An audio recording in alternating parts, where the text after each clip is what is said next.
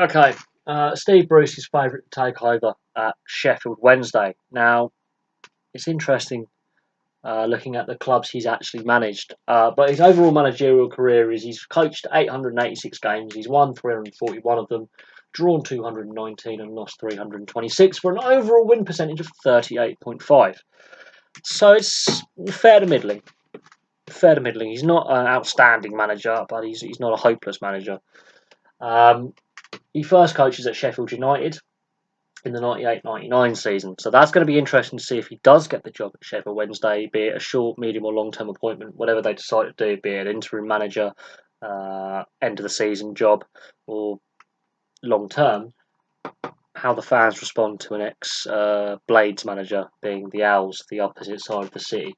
The Sheffield Steel City derby is a ferocious affair. That's going to be very interesting to see how the fans respond. But let's have a look at the numbers. So he starts at Sheffield United with a 40% win rate. That is setting the bar pretty high for your first full-time season as a coach in lower league football. That's a pretty decent return.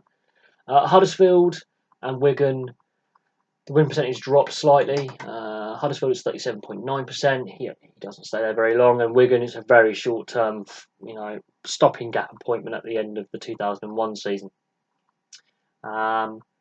He then ends up for a brief spell at Crystal Palace in the 2001-2002 season. He only coaches 18 games, but his win percentage is 61.6%, and I have double checked that. That is a real winning percentage. He won 11 of those games out of 18. He got a 61.1% win percentage. I'm not joking on that.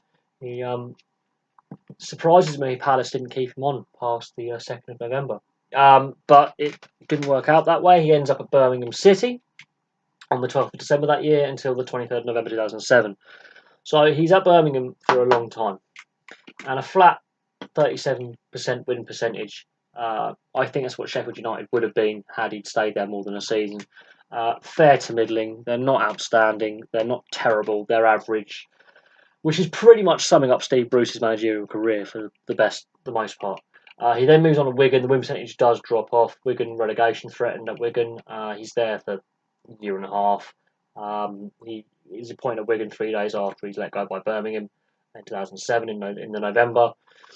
He stays until the end of the 2009 season. He's then, the day that season ends, or the day his contract ends, he ends up at Sunderland for a very poor time at Sunderland. I think that tested his managerial credentials, but also the whole club was a mess.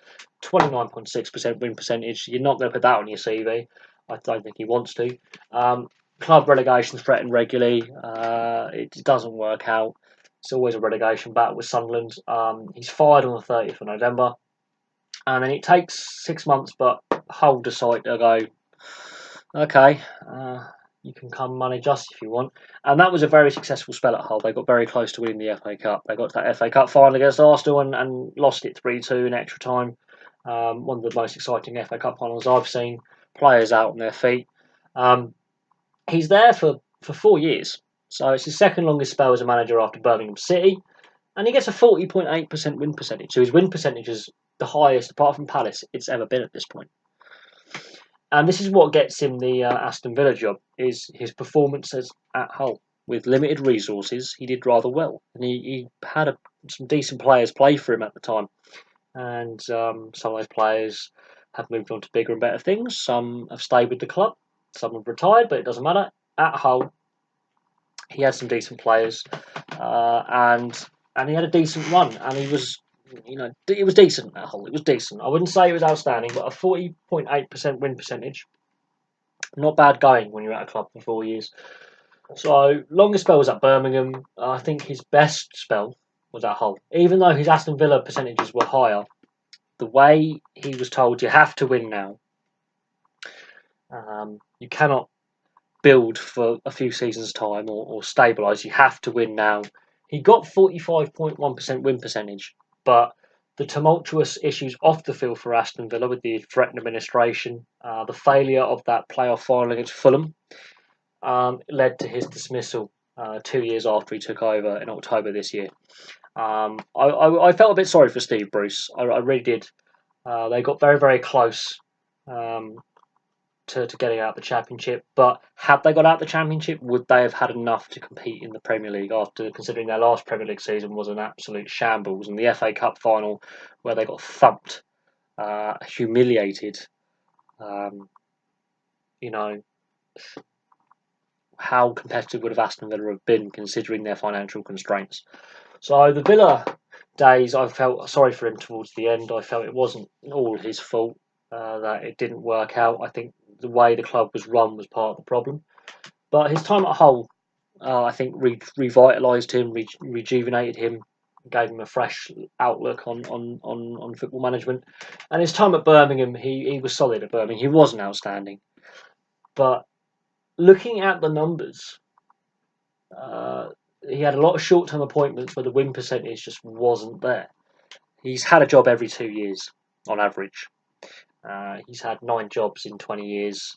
If he's appointed by Wednesday, that will be his 10th job in 20 years, which means he basically has a job every 2 years. I think that's above the average life expectancy of a manager, actually, which I think is now 9 months. So he's above average life expectancy for a manager. But this club is involved in a relegation battle, and I will say this: his time at Sunderland, he didn't do well. I'm not sure a relegation-threatened club is the right fit for Steve Bruce. I'm not sure if Sheffield United is the right fit for him. But looking at what he did with Hull, who were also sometimes in relegation battles, and Wigan, Birmingham, he was solid at Birmingham. He was very decent at Hull. And that FA Cup final, I think, spurred them on when they knew they were in the FA Cup final. They had a little run of form going into that final. Villa, they had something to chase, and they got close.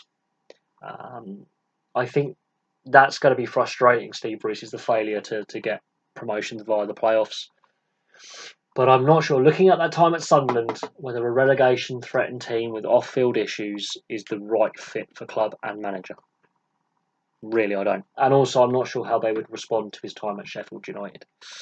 But there we go. There's a brief look at Steve Bruce and his managerial career. I thought I'll do it this way when a manager's been linked with a job. He is rumoured. It's not set in stone, but I've seen no other names on the internet looking at all the forums put forward.